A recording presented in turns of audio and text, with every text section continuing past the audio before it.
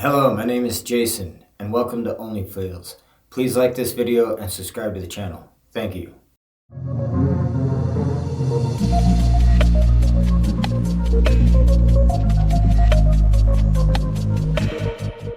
So, what has been your experience with failure? It's just affected the ability to have a normal and stable consistency in routine in life. Um, a lot of it's mental health based. There's some days where it's no, there's like no sense of urgency to do anything. So that has a lot to do with depression and anxiety, and we'll get more into that. But it's something that I think a lot of people suffer from it, but nobody largely knows how to address it with themselves personally. So feel free to ask any questions you want on that. If you want to go into that rabbit hole, you're more than welcome to. Okay. So, you say you got mental health issues. When did you first notice that you had them, or when did they first become apparent to you?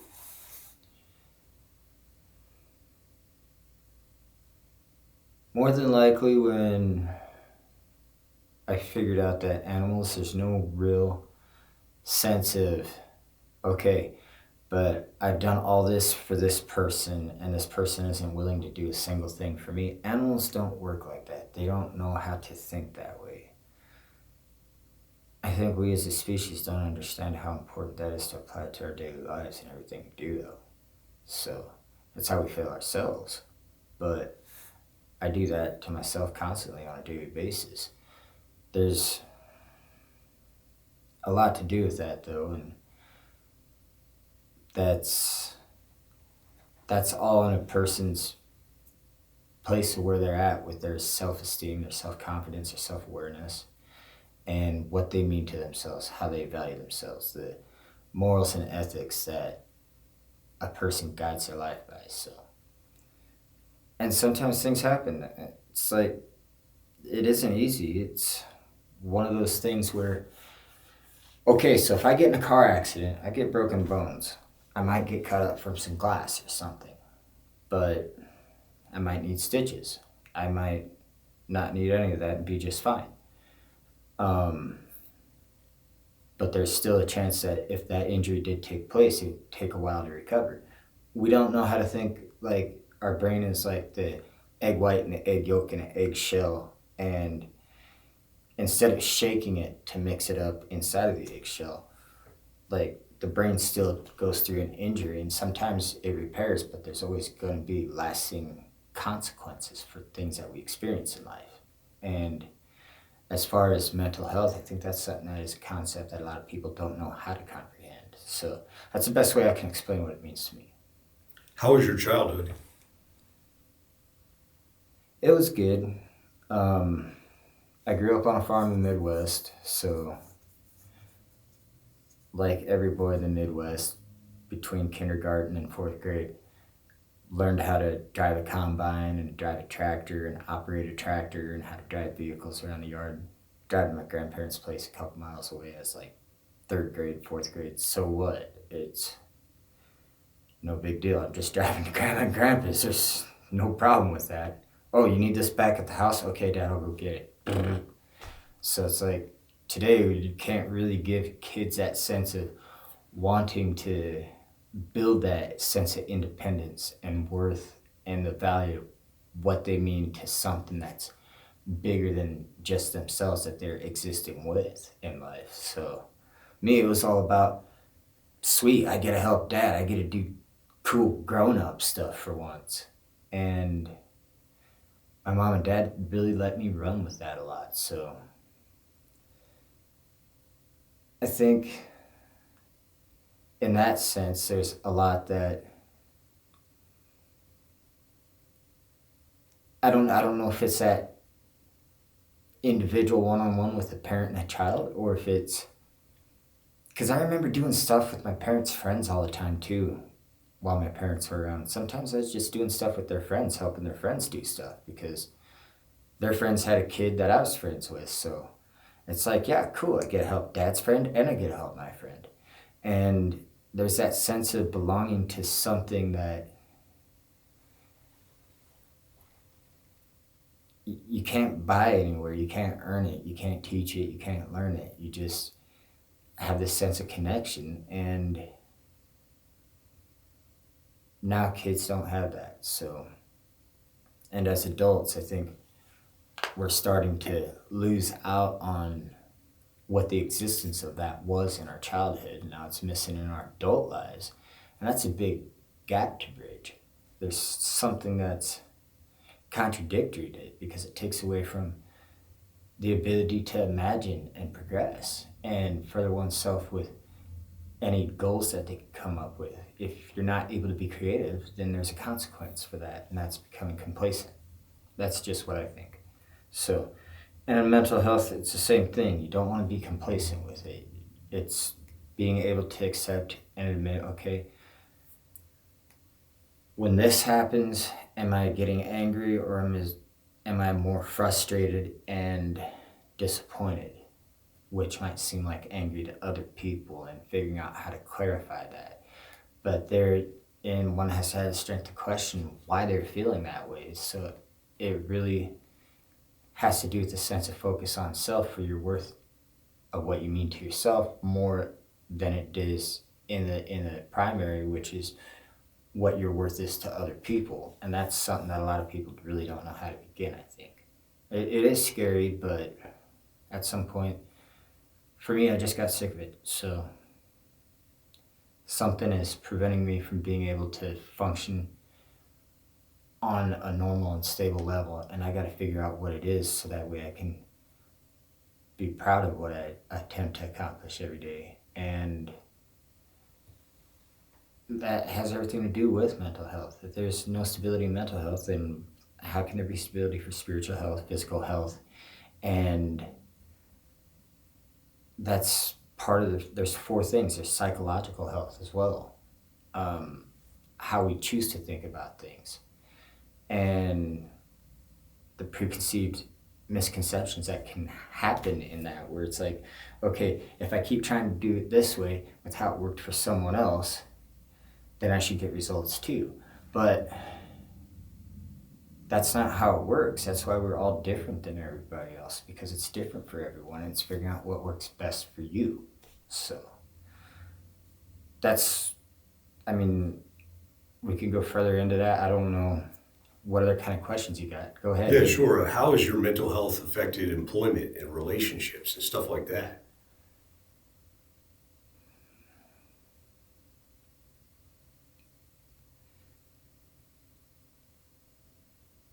Probably when I was in junior high, I started reaching this point of, it was really when we moved out here from the Midwest.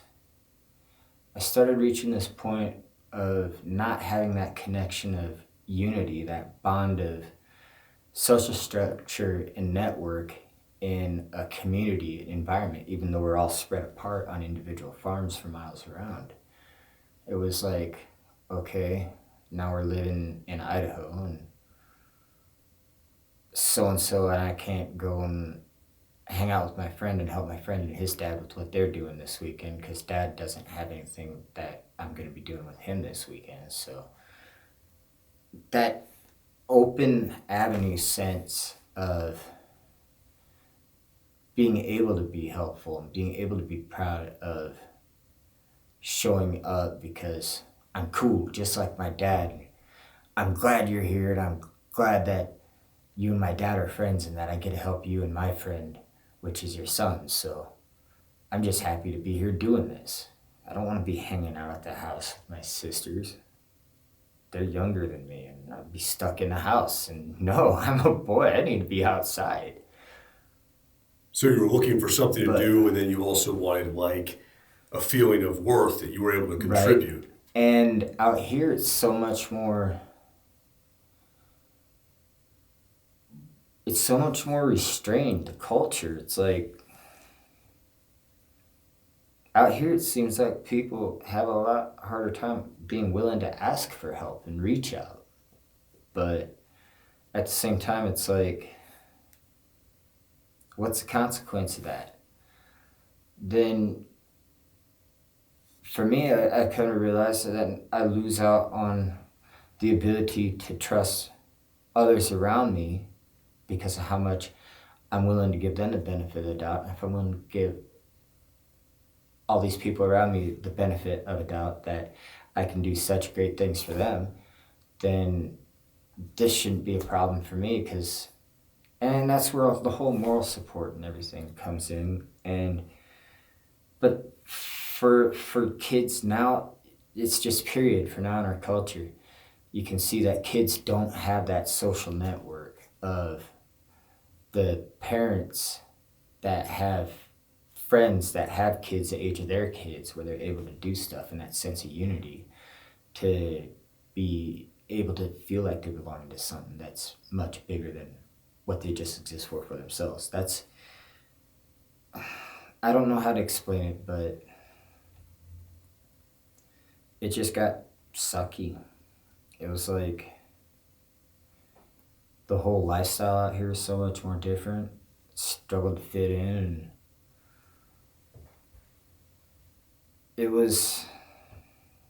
I ended up becoming really withdrawn. That was a result of moving out here and not being able to continue living like that and growing up like that. And that's really when mental health issues started happening. There was little things that would happen here and there over the years as a teenager growing up that made it a lot easier to deal with and get through. But learn how to identify the similar things that I was accomplishing in those circumstances with everything else I was doing with myself, for what I meant to me was something I didn't know how to comprehend or understand. So I started getting a lot more doubt as a result, a lot more anxiousness and uncertainty. And I became a lot more withdrawn, a lot more unwilling to ask for help and reach out and allow other people to participate with problems that I have in life. So that's when that started. And I've been struggling with it ever since. It's just a daily grind. It's like getting up and going to work, wake up, and it's there. It doesn't just go away even though you're taking medications. So When did you start? When did you first begin taking drugs? I started smoking weed in high school because it would elevate me. It would make me have a lot more confidence and less inhibition than I would otherwise. And I felt like it was something that allowed me to be a lot less cautious. So that was something I've been struggling with off and on ever since high school. But I started using drugs in high school. I got alcohol poisoning one time drinking. I was like 17 and ended up in the hospital getting my stomach pumped, and yeah, alcohol poisoning and a catheter. And it's like, no, man. And when they take that out, it's not pleasant. It's like starting a lawnmower. I'll just leave it at that. So, and then it was like, no, I am not gonna end up back in this because of that ever again. I'm never gonna drink again. And that was my rock bottom for drinking back then.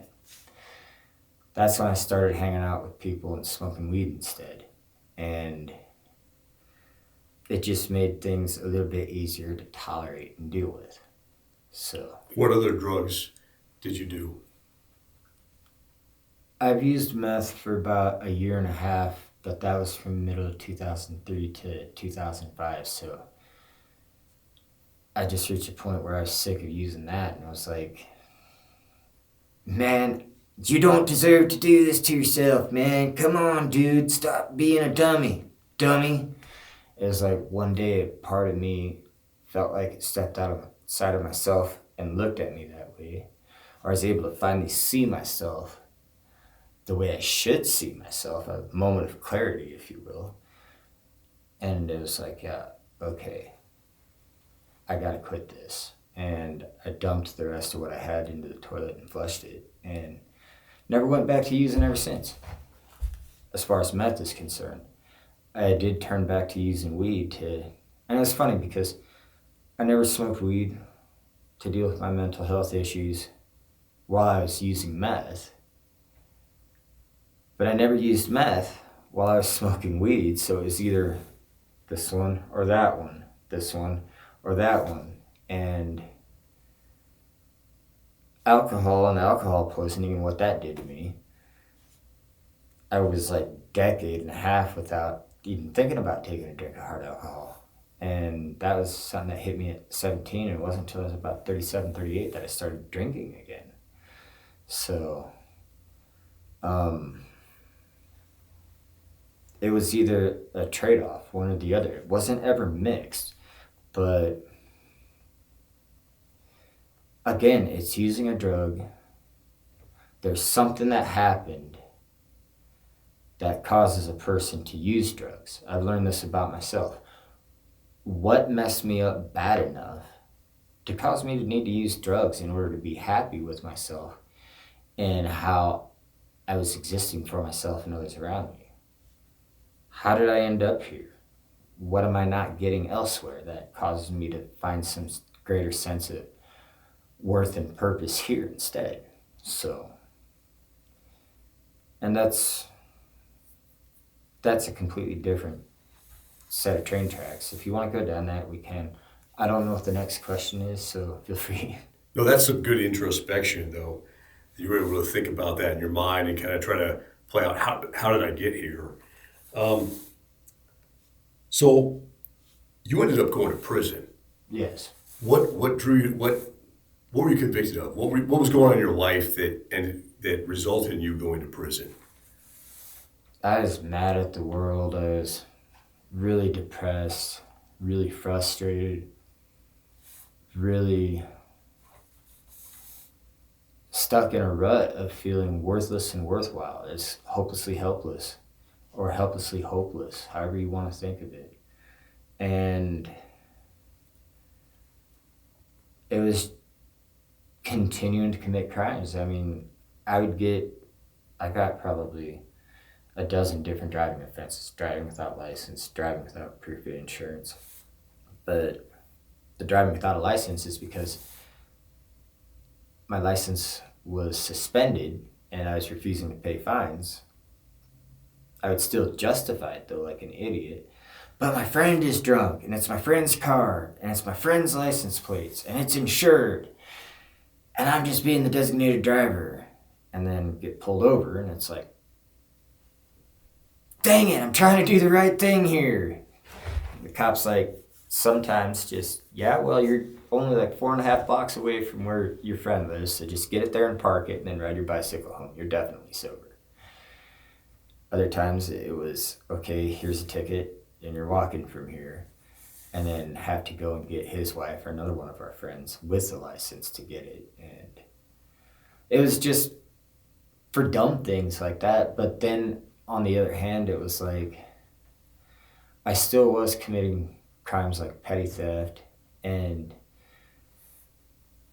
targeted retail theft to sell stolen merchandise just to support my drug habit and be happy about hanging out with the people that I was around every day that enjoyed doing fun things with me. I enjoyed doing fun things with them. And that's really where the carelessness started. And it was by having to commit those crimes over, or not having to commit those crimes, that's wrong. It's by choosing to commit those crimes because I knew it was wrong. And having that as a consequence is how I should structure it correctly. That caused it to build up over and over again. It's like, okay, 5 days in jail. Okay, 10 days in jail. Okay, 30 days in jail. Okay, 3 months in jail. Okay, 6 months in county jail. Okay, obviously none of this stuff is working with him. That's it. 3 years fixed and 7 indeterminate felony burglary. And I got out after doing a rider. I got out on probation, and I didn't get the mental health help that I needed with a psychiatric evaluation that my probation officer was supposed to schedule for me on judge's orders, and I ended up relapsing and using drugs again. And that was just because I didn't know how else to deal with my mental health issues, my demons, as people refer to them as. And or other people think of them as monsters under their bed. But the whole point of it is, where that's going to is, it was a result of that continuing to build up more and more and more and more, that carelessness of I don't care about what I'm doing to myself, how I'm messing my own life up. And that kept me blind to how I was messing up what the future for my life was going to be like. So that's all just not dealing with mental health, not knowing how to, okay, maybe I should look into it. If I got a lot of irritability, is it because I'm anxious? Is it because I'm always worried? Why am I always fidgety? It's because I'm hyper anxious. It's okay, that's simple enough. But at the same time, when you start mixing, like, if you have more than one, then it's a whole different cocktail of demons, especially if there's more than two. So, and that's what I'm learning how to deal with. It's baby steps. I'm still getting on the right track of figuring out whether or not I really am autistic. I still have to be tested for that, but I have a lot of really strong indicators, like 85% plus on that says I'm probably autistic. Okay, if I am, all right, at least I kind of know how to deal with it. I've been doing a lot better at it so far. And that's really what I ended up in prison for, was that grand theft charge on top of that felony burglary charge. And then I went and did another rider, like a 10-month boot camp thing, and more recognition therapy, relapse prevention, anger management, all that stuff, and then doing the aftercare afterwards while on probation. And I just got started in that, and then this detective from the police department was like, I think the only reason you had to be in this store that you were in a week ago is because you were trying to steal stuff from that store. And it didn't matter that I had all these witnesses come in and say, no, he never attempted to conceal any merchandise. He never attempted to steal any merchandise out of the store. He never attempted to stash any merchandise anywhere to try to deprive the store of any merchandise. He legitimately, it shows on the video footage, he answered his phone, he left the cart in the aisle, he walked out of the store.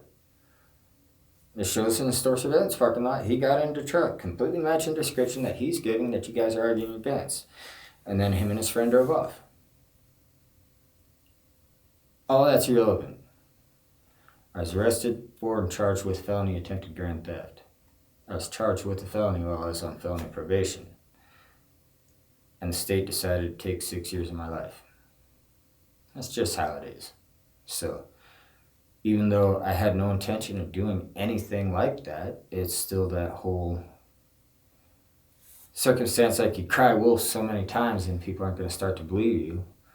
Well, if you do enough dirt too many times, nobody's going to believe you otherwise. And even if they do believe you and you're found not guilty, there's still the legality loopholes as a consequence of you never attempted to commit any crime, you're found not guilty of it, the charge was dropped, the charge was dismissed. But because you're charged with a felony while you're on felony probation, that's a violation of your felony probation. And it's totally up to the judge to impose my sentence. So that's on the judiciary system. That's on the way that the laws are written. That's also as a consequence of my actions that put me in that spot to begin with. So I look at it like I got put in timeout for 6 years. Think of it as a halftime. 29 years old going in, so in for 6 years. Being out for 29 years, look at that as the second half, so that's 58. So 6 years is 65. No, that's 64. That's a year short of retirement. basically that's a complete span of a normal life when you retire, and then whatever is left after is just a bonus and a blessing, is what we're all taught to believe. But if you look at it with that mentality, then yeah, I basically got put in halftime for 6 years. So Yeah. that's the way I can look at it now and laugh about. While I was there, it sucked. I hated every part of it. What was the worst part? Just dealing with how ignorant people are, and how desperate they are, and how their mental health controls them. There's guys in there that dress as girls and all that kind of stuff, and it's like, yeah, okay, but I'm gonna keep myself separate of that, and I'm not gonna affiliate with anyone that has anything to do with any of that. And I mean, there's never been a fear of being raped. It wasn't uh, something to feel cautious about on a daily basis. Never really was concerned at all, ever once, of being raped. Um, Fights, on the other hand,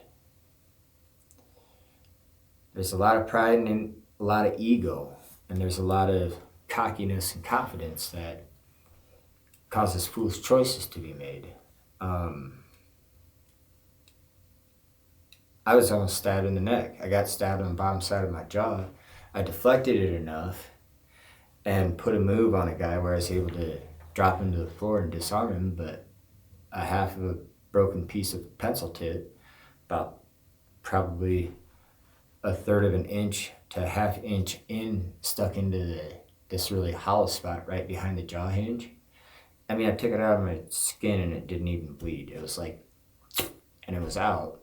But I felt something flopping around. I was like, "You tried to stab me in the neck with a pencil." And I handed it to another inmate. "He tried to stab me in the, you believe he tried to stab me? He tried to stab me in the neck with a pencil. You stay down on the ground. You are bad." And like, that was the only real fight that I got in. And we almost got away with it. We got told on by other inmates, of course. And I was trying to go down to the library. I made it like a 45-second amount of distance walking out the dorm to get to the hallway. And then they pulled me to the side and brought me to the hole. But as far as being scared of stuff in prison, as long as you stay clear of getting involved in any debts or any gang affiliations and gang conflict, you're fine. I did a lot of reading. I worked out. There's group activities and stuff, and started getting back in tune with that, playing softball with the other inmates, playing football with the other inmates. They allow you to play flag football, soccer, and stupid stuff like that. So volleyball is another one. There's basketball tournaments that happen. It's all kinds of card tournaments. So it's like, there's always some way to keep yourself busy. That on top of the reading. If you have your own TV, what TV shows and programs you're into watching.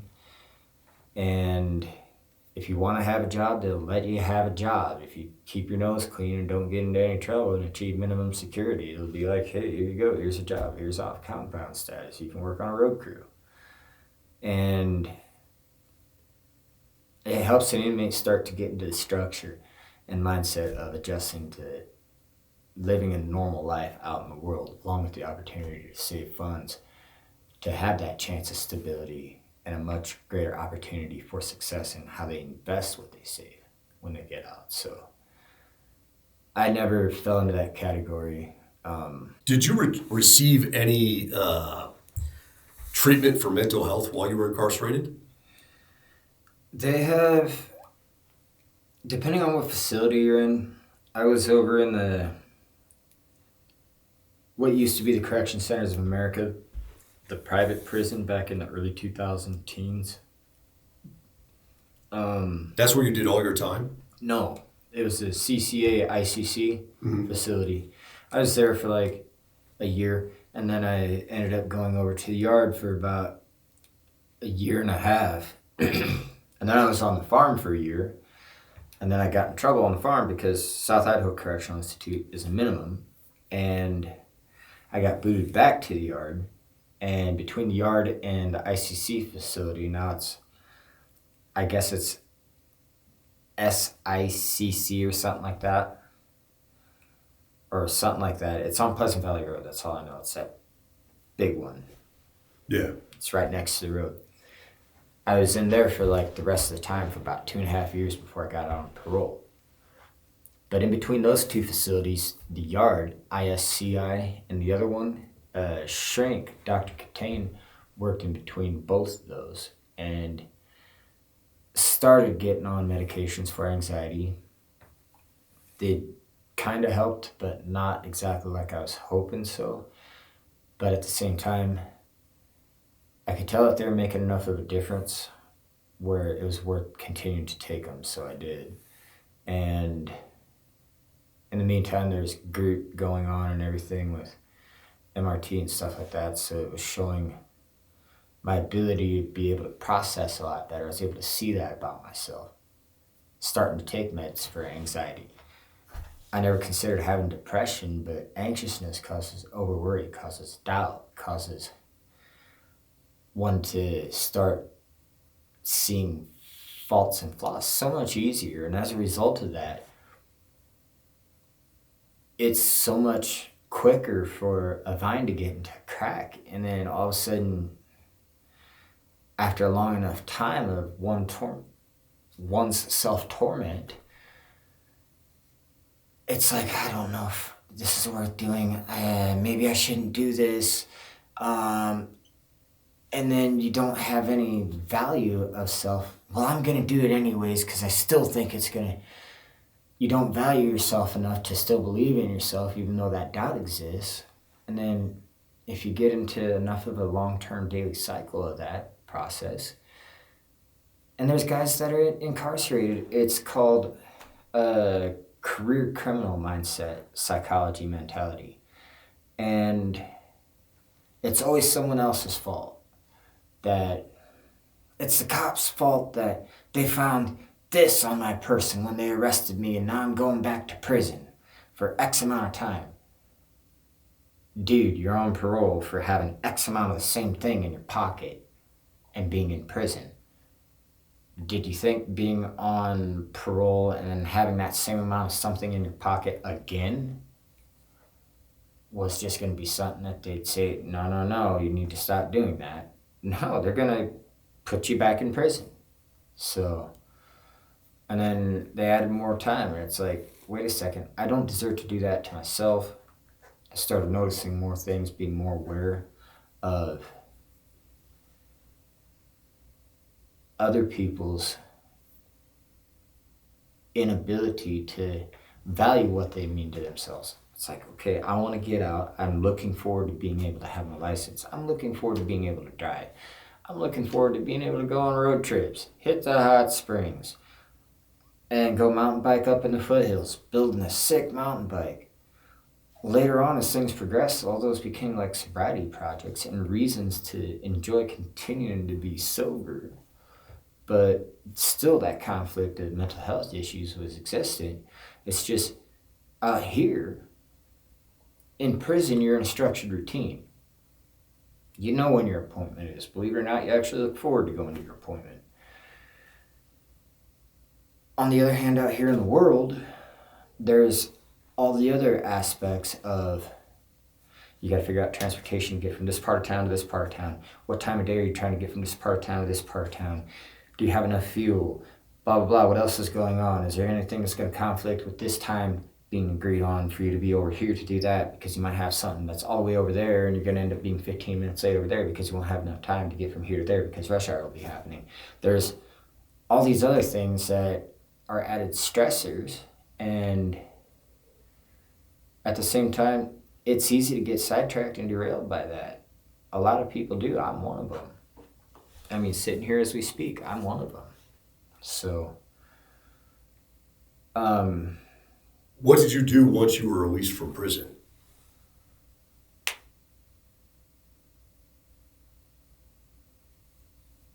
I blinded myself with BS thinking okay, I'll go to this mental health appointment once for this kind of medication I'm on.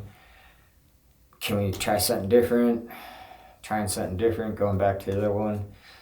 And I just got so busy focusing on everything else happening in life that I didn't see how I was overburdening myself with overdoing things way too much and putting way too much of a load on myself where something wouldn't go right here. If things go right, it should only take this long here and this long here and this long here and this long here. Well, if something goes wrong here, it's going to make it not possible for this and this, or for this, or for all of it to not happen now. So being more realistic and accepting of myself and the circumstances around me and finding the right medication structure for that. When I first got out of prison, it was a struggle. And once I got off of parole, because I was out and on parole for 2 years, 8 months, and 10 days, I topped out at Gold Seal. Once I was off parole, it was like probably half a year before I was off parole. Let's be honest. Okay, I'm just gonna start smoking weed again, here and there. And then it got to the point where the only way that I could be able to function and feel like I could get through a day is if I was smoking weed multiple times a day. Like someone talks about being a pack of cigarettes. I smoke a pack of cigarettes a day as a smoker.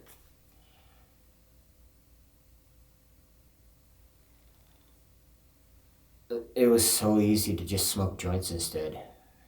Smoke 20 joints instead of 20 cigarettes. At first, it's a novel idea. It's like, I wonder if anyone's ever tried this before. But then it's like, you realize after a while, it's like, this doesn't do it for me anymore. But then you're still not dealing with the inner demon, the psychological issues. So there's a lot of stuff that happens with that. Everyone thinks there's 3 aspects. There's not 3 aspects. You have your physical self, your mental self, and your psychological self. Emotional construct and reasoning, how things make sense and how you should feel about it emotionally or spiritually, because those are kind of tied together. No one really takes that into consideration. How does this experience affect me on a spiritual level? A dog comes walking up, just happy to come up and say hi. Belongs to someone else. Never seen you before in my life. Well, thank you for coming over and saying hi to me and reaching out to me and checking on me and seeing how my day's going. And how are you? Oh my goodness, yes, you like getting your ears scratched. Oh yeah, you guys snuffle my wrist and take off walking. Pleasure meeting you. And that's all I say to the owner, like 90% of the time. Pleasure meeting you. Good seeing you. Hope you have a great day. Yes, you too. Thank you for stopping and saying hi. We're not like dogs. We should be. They're trying to teach us that. But we don't apply it to ourselves or other people around us. So do we diminish the worth of our existence for what they fail to portray to us in a way that we can understand, or we just blindly continue to mislead ourselves that unless we embrace acting that way, that no hope or confidence can be gained so that someone can reach a point of, instead of struggling with their mental health. For me, it's turning points like that. It's like, wait a minute. What would it mean if I could cause that for someone else? Just when I first initially meet them, and then I'm here to help them with a problem. How can I apply that to me? Let's start with myself first.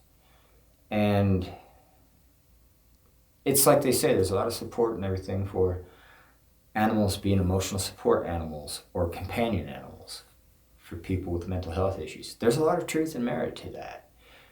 I'm working on a vehicle now. My friend's dog is just kicking back, laying in the yard like 10 yards away. Okay, she's watching me, and someone goes walking past down the road on her side of the road next to the yard. Oh! Yes, Maggie, thank you for letting me know someone was walking past. I see that person too. You didn't need to startle them. And then back to what I'm working on.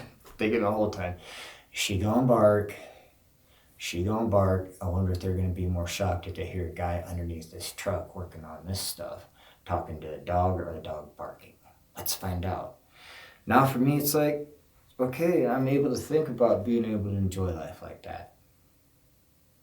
But I had to take care of myself and get on the right medications so my mental health was stable enough for my spirit, my spiritual self.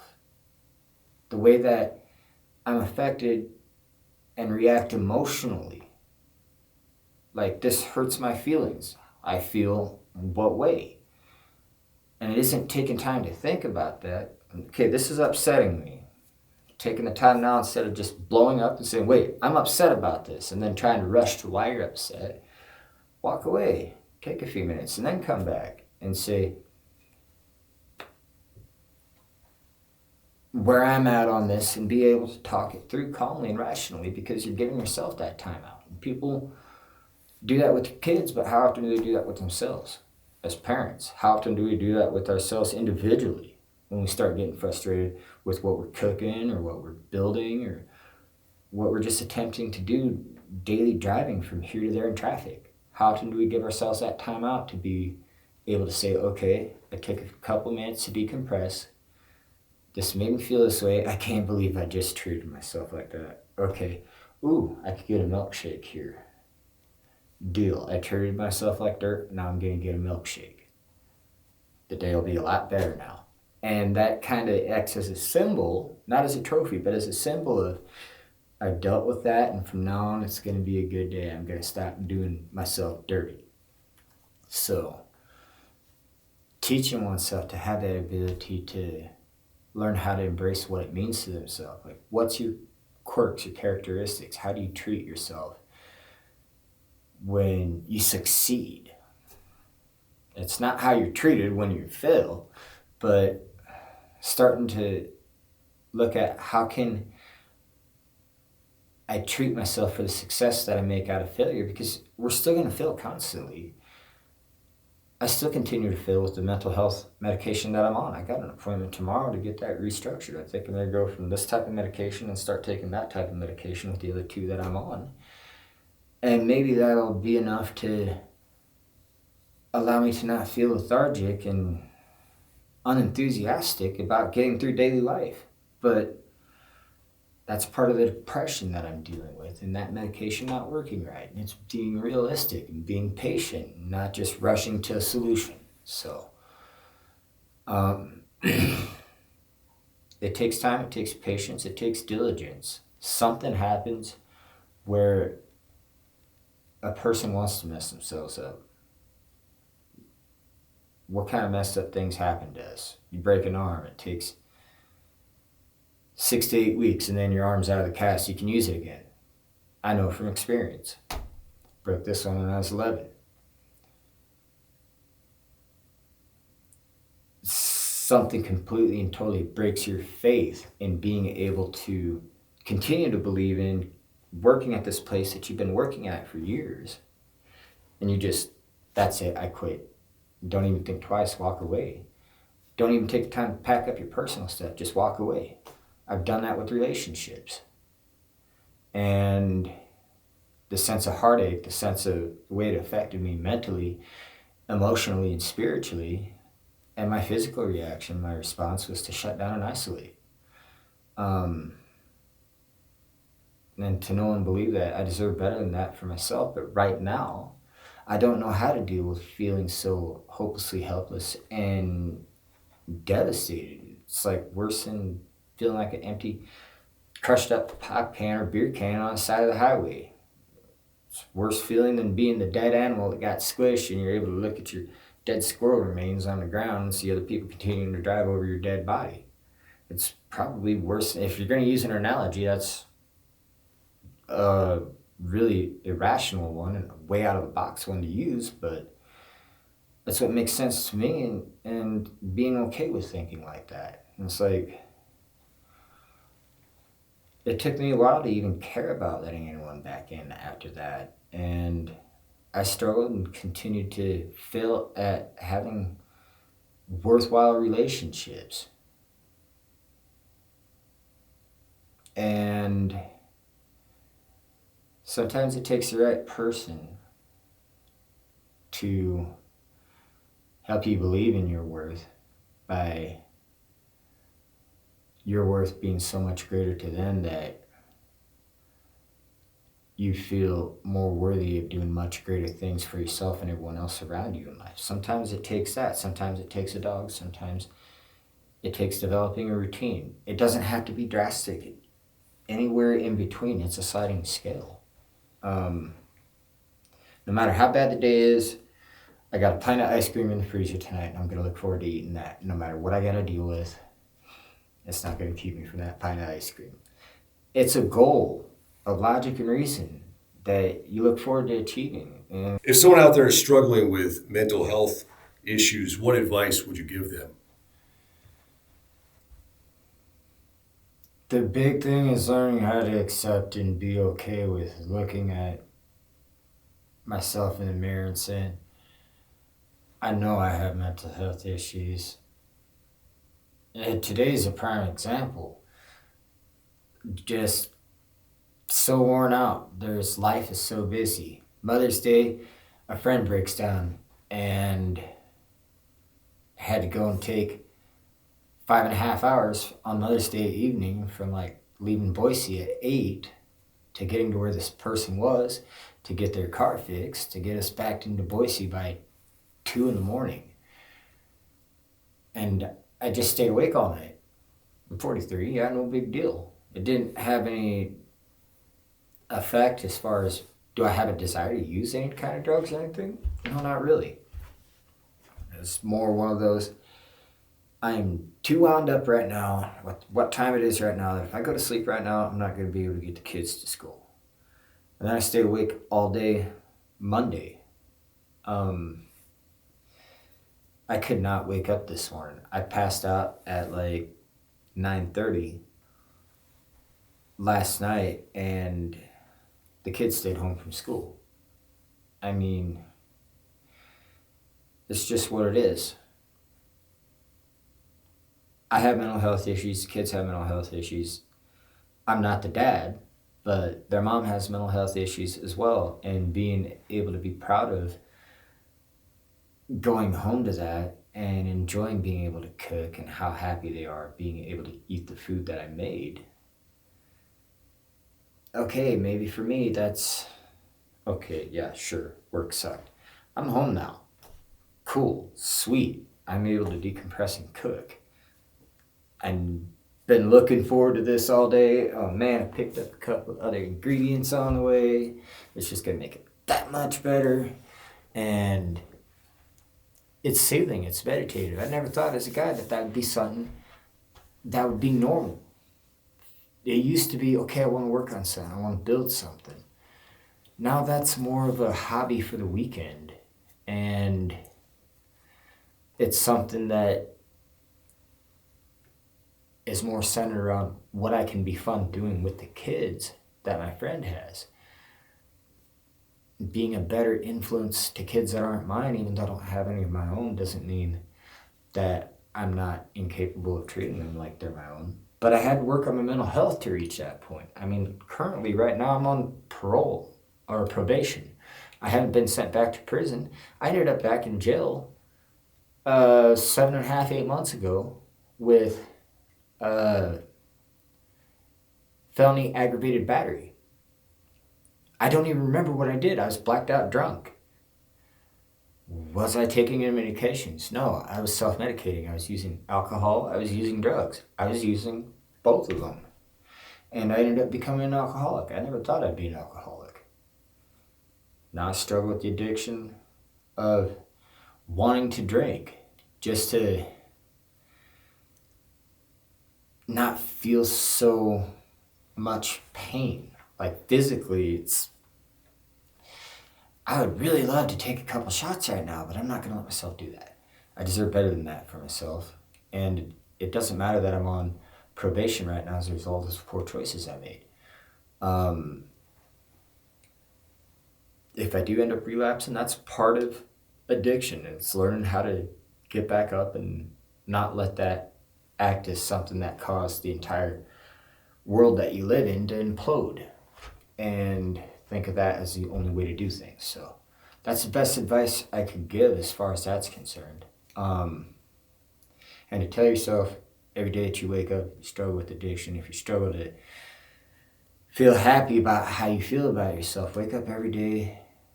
It's just a good practice to do this. When you first wake up, wash your face, look in the mirror, and tell yourself that you love yourself. I do it to myself all the time. I look in the mirror and, hey man, like I'm pointing at myself. Hey man, love you, dude. All right, come on, let's get through the day. Let's make this tonight. And then walk out the door. So before I even leave, before I even get on the road, there's already that target. Yeah, this person's driving like an idiot next to me and they pulled right in front of me because they're in such a big hurry that they're driving reckless. They don't care how they're affecting other people around them. I'm still going to go home tonight and I'm going to do this. It's not going to keep me from doing that. Getting upset about it is going to make me not want to be happy about what I'm wanting to do later on tonight after I get through this. I should stay focused on this, not what this idiot is trying to distract me of. Because then I'm allowing myself to be distracted. I don't deserve to do that to me. And when you start thinking about yourself that way, do I deserve to treat myself like this? Do I deserve to love myself? Do I deserve to say, I believe in you, dude. You got this. Come on, man. We can do this. Look, dude, you ain't no wimp. Then it's a lot easier to not fail, but failing still happens. That's why I'm on probation. That's why I'm going to groups and still attempting to figure out and adjust the right medication that I need to be on so that I don't end up blacked out drunk and in jail again because I'm not taking care of my mental health and how it affects me spiritually, emotionally, and physically. There's 4 parts to it. And that all needs to be taken into consideration. Where are you at overall percentage-wise of your health, your spiritual health, your mental health, your physical health, and your emotional health? Because if you're sad, what's causing you to be sad? And how does that affect your spirit? The way that emotion is acting as a drain on your physical self, where you just are lethargic, you don't want to get out of bed and do anything. I'd just rather stay in bed all day, hide your head in sand like an ostrich. I can't do that to me anymore. I deserve better than that for myself. That's really all I got to say on it. Is there any other questions? No, I was just going to say thanks for sharing your story. This takes courage and bravery, and I wish you the best. Thank you. Oh, no worries, man. Glad I could help. Pleasure being here. Perfect. Thank you.